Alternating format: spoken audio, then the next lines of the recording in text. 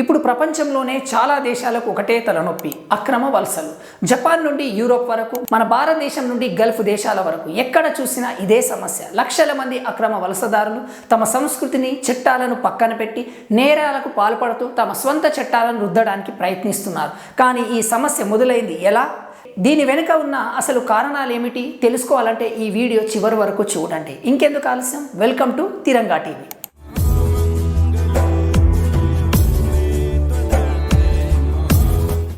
జపాన్లో, ఫ్రాన్స్లో, యూరోపియన్ కంట్రీస్లో, మన దేశంలో, అలాగే ముస్లిం దేశాలైన గల్ఫ్ కంట్రీస్లో ఇప్పుడు అందరికీ ఒకటే ప్రాబ్లం, అది ఇల్లీగల్ ఇమిగ్రెంట్స్.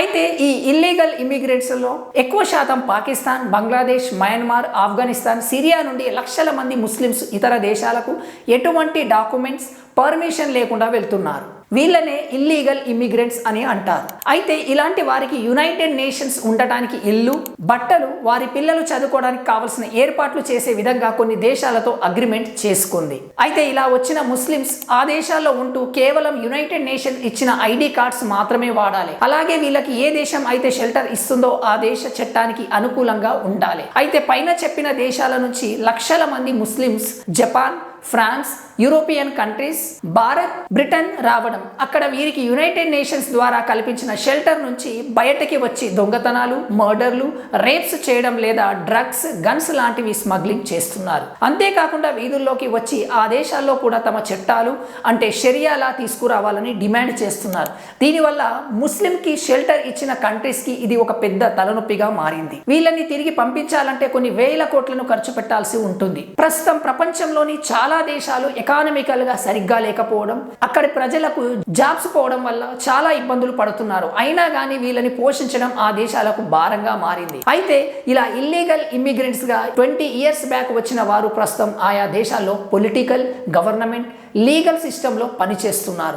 దీనివల్ల వీళ్ళని తిరిగి పంపించాలన్నా కూడా బ్రిటన్ దేశ చట్టాలు అడ్డు రావడంతో పాటు సిస్టంలో వీళ్ళు ఉండడం వల్ల ఇల్లీగల్ ఇమ్మిగ్రెంట్స్ని ఆయా దేశాల్లోకి అలో చేయాల్సిందేనని, బ్యాన్ చేయడానికి వీలు లేదని కోర్టులకు వెళ్లడం, గవర్నమెంట్ మీద ప్రెజర్ తీసుకురావడం చేస్తున్నారు. అయితే ఒరిజినల్ గా ఉన్న బ్రిటన్ సిటిజన్స్ గ్రూమింగ్ గ్యాంగ్స్ పేరుతో వీళ్ళు చేసే నేరాల వల్ల విసుగు చెందారు. ముఖ్యంగా నేటివ్ యూరోపియన్, బ్రిటన్ సిటిజన్స్ భయపడే విషయాలు వచ్చేసి, ఫస్ట్ వన్ చైల్డ్ ప్రొటెక్షన్. చిన్న పిల్లల్ని కిడ్నాప్ చేయడం, రేప్ చేయడం, ఆ పైన మర్డర్ చేయడం లేదా వాళ్ళని డ్రగ్స్ కి అడిక్ట్ చేయడం చేస్తున్నారు. యూరోపియన్ కంట్రీస్ లో ఎక్కువ శాతం ముస్లిమ్స్ క్యాబ్ డ్రైవర్ గా వర్క్ చేస్తుండడంతో వాళ్ళు చిన్న పిల్లల్ని కిడ్నాప్ చేయడం లేదా వారికి డ్రగ్స్ అమ్మడం ఒక పనిగా పెట్టుకున్నారు. అంతేకాకుండా క్రిస్టియన్ మతాన్ని టార్గెట్ గా పెట్టుకొని నేరాలు చేస్తున్నారు. ఇక సెకండ్ వన్ వచ్చేసి పబ్లిక్ సేఫ్టీ. యూరోపియన్ కంట్రీస్ లో చాలా మంది లేట్ నైట్ పార్టీస్ ని ఎంజాయ్ చేయడం, అక్కడి అమ్మాయిలు ఫ్రీ బర్డ్స్ లా తిరగడం చేస్తుంటారు. అయితే వీళ్ళని టార్గెట్ చేస్తున్న ముస్లిమ్స్ వీళ్ళని సెక్సువల్ గా వాడుకోవడంతో పాటు వాళ్ళ దగ్గర ఉన్న కాస్ట్లీ ఫోన్స్, వాచెస్, మనీ లాంటి వాటిని దోచుకుంటున్నారు. వీటితో పాటు వేల మంది ముస్లింలు స్ట్రీట్స్ లోకి వచ్చి షాప్స్ ని లూటీ చేస్తున్నారు. ప్రపంచ ఫ్యాషన్ కి క్యాపిటల్ అయిన ప్యారిస్ లో పట్టపగలే షాప్స్ ని లూటీ చేశారు. ఈ రోజు యూరోపియన్ కంట్రీస్ లో పబ్లిక్ సేఫ్టీ అనేది చాలా వరకు ఫెయిల్ అయింది. థర్డ్ వన్ కల్చరల్ మరియు రిలీజియన్ చేంజ్. చాలా మంది ముస్లిమ్స్ 20 years పైగా యూరోపియన్ కంట్రీస్లో ఉంటున్న అక్కడ కల్చర్ని, అక్కడి వాళ్ళ రిలీజియన్, క్రిస్టియానిటీకి రెస్పెక్ట్ ఇవ్వరు. యూరోపియన్ కల్చర్ని పాటించరు. జనరల్గా చాలా రిలీజియన్స్ ఒక కంట్రీలో ఒక జనరేషన్ మొత్తం ఉంటే అక్కడి కల్చర్లో కలిసిపోతారు. కానీ ముస్లింలు అక్కడ చర్చిలపై దాడి చేయడం, అమ్మాయిలను పెళ్లి చేసుకొని ముస్లిం మతంలోకి మారమని ఫోర్స్ చేయడం లాంటివి చేస్తున్నారు. ఇలా ఉంటే కొన్ని రోజులకి బ్రిటిష్ వాళ్ళు వాళ్ళ కల్చర్ని, వాళ్ళ రిలీజియన్ని కూడా మర్చిపోయేలా ఉన్నారు. ఎందుకంటే యూరోప్, బ్రిటన్లో ఈ మధ్య క్రిస్మస్ జరుపుకోవడానికి కూడా కొన్ని చోట గవర్నమెంట్ నుండి పర్మిషన్ తీసుకోవాల్సి వచ్చింది. Next fourth one. అయితే 20 years బ్యాక్ ఇల్లీగల్ ఇమిగ్రెంట్స్ గా వచ్చిన లక్షల మంది ముస్లిమ్స్ ఇప్పుడు యూరోపియన్, బ్రిటన్, ఫ్రాన్స్ దేశాల్లో పొలిటికల్, గవర్నమెంట్, లా సిస్టంలో ఉండడం వల్ల ముస్లిం మైనారిటీ ఓట్ల కోసం ఆ కంట్రీస్లోని రాజకీయ నాయకులు కూడా నేటివ్ యూరోపియన్ సిటిజన్స్ పైన ముస్లిం జరుపుతున్న అరాచకాలపై ఏం మాట్లాడడం లేదు. ఎంతలా దీని ప్రభావం ఉందంటే పాక్, బంగ్లాదేశ్, ఆఫ్ఘనిస్తాన్ నుండి వచ్చిన ముస్లిమ్స్ 90% క్రైమ్ చేస్తుంటే దాన్ని ఒప్పుకుంటే ముస్లింల ఓట్లు పోతాయనే ఉద్దేశంతో ఏషియన్ కంట్రీస్ నుండి వచ్చిన వాళ్ళు బ్రిటన్లో క్రైమ్ చేస్తున్నారని మీడియాలో చెప్పారు. అయితే మీడియాలో వచ్చిన ఈ స్టేట్మెంట్ని ఏషియన్ కంట్రీస్గా ఉన్న జపాన్, భారత్, చైనా లాంటి దేశాలు వ్యతిరేకించాయి.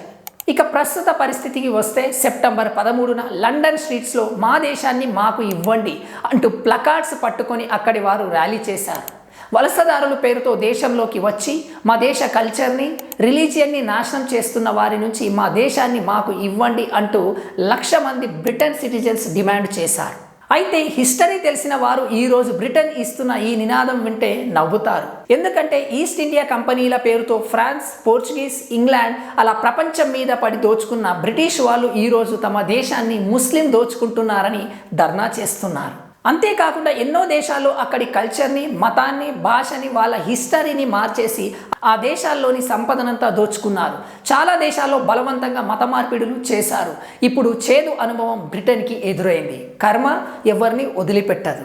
కానీ కొన్ని దశాబ్దాలలోనే ఇంగ్లాండ్ ముస్లిం వలసదారులతో వచ్చే ప్రమాదాన్ని పసిగట్టగలిగింది.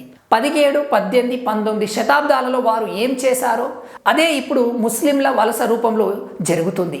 ఇంగ్లాండ్కు ఇలాంటి లెసన్స్ అవసరమేనని చాలామంది అనుకుంటున్నప్పటికీ పక్కా ఇల్లు కాలుతుంటే మనం జాగ్రత్తగా పడకపోతే రేపు అదే కారు చిచ్చు మన ఇంటిని కూడా కాల్చివేస్తుంది.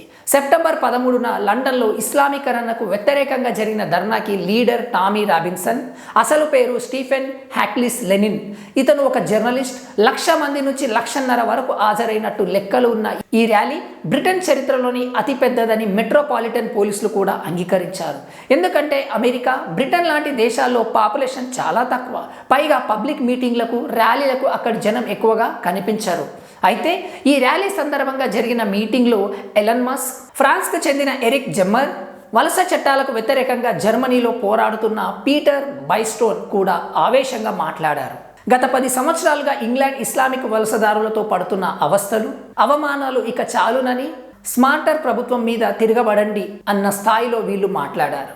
బ్రిటిష్ పౌరునిగా ఉండటం తనకు గర్వకారణమేనని, కానీ దేశం తమ కళ్ళ ముందే నాశనం అవుతుందని మాస్క్ ప్రకటించారు. కోతిపుండు బ్రహ్మరాక్షసి అయినట్టు చిన్న కోతతో మొదలైన ఈ వలసలు ఇప్పుడు భారీ స్థాయిలో అక్రమ మార్గాలలో దేశాన్ని కమ్మేస్తున్నాయని మాస్క్ చెప్పారు.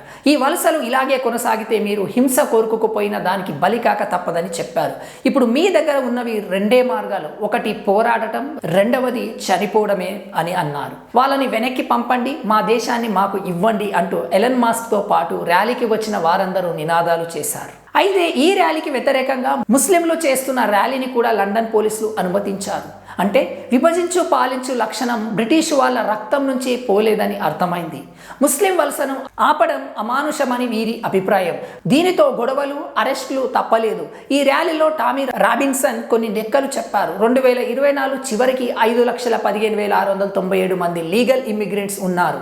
అక్రమంగా వచ్చి తర్వాత దరఖాస్తు చేసుకొని శరణార్థి హోదా కోసం ఉన్న వాళ్ళు మరొక 1,24,841 మంది అని చెప్పారు.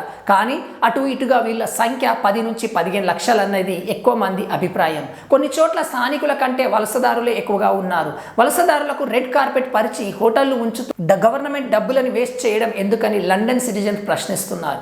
కొన్ని లెక్కల ప్రకారం బ్రిటన్ సిటిజన్కి ఇల్లు లేదు, కానీ ఇలా వచ్చిన ఇల్లీగల్ ఇమిగ్రెంట్స్కి గవర్నమెంట్ మనీతో ఇళ్లను కట్టిస్తున్నారని, రేషన్ ఇస్తున్నారని, నెల ఖర్చులకు డబ్బులు ఇస్తున్నారని, వాళ్ళ పిల్లలకి చదువు చెప్పిస్తున్నారని బ్రిటిష్ సిటిజన్స్ ఫైర్ అయ్యారు. అయితే మా ట్యాక్స్లతో ముస్లిం దేశాల నుండి వచ్చిన ఇమిగ్రెంట్స్కి ఇలాంటి సౌకర్యాలు ఎందుకు ఇస్తున్నారని అక్కడి గవర్నమెంట్ని ప్రశ్నిస్తున్నారు. అయితే ఇది ఇలాగే సాగితే బ్రిటన్లో బ్రిటిషర్స్ తగ్గిపోయి విచ్చలవిడిగా జనాభాని పెంచే ముస్లింలు పెరగడం ఖాయమని 2050కి బ్రిటన్ ముస్లిం కంట్రీగా మారుతుందని తెలుస్తుంది. ఇప్పటికే చాలా స్కూల్లో నేటివ్ బ్రిటన్ పిల్లలు తగ్గి ముస్లిం పిల్లలు పెరగడం, అలాగే స్కూళ్లలో ఇంగ్లీష్కు బదులుగా అరబిక్ చెప్పమని డిమాండ్ రావడం, మరికొందరు బ్రిటన్లో ముస్లిం మెజారిటీ అయిన వెంటనే షరియాలా తెస్తామని చెప్పడం, ఇవన్నీ చూస్తుంటే 2050కి బ్రిటన్ ముస్లిం కంట్రీగా మారిపోవడం ఖాయమని అనిపిస్తుంది. మరి ఈ పూర్తి వీడియో పైన అభిప్రాయాన్ని మీరేమనుకుంటున్నారు అనేది కామెంట్ రూపంలో తెలియచేయండి. Thank you for watching video.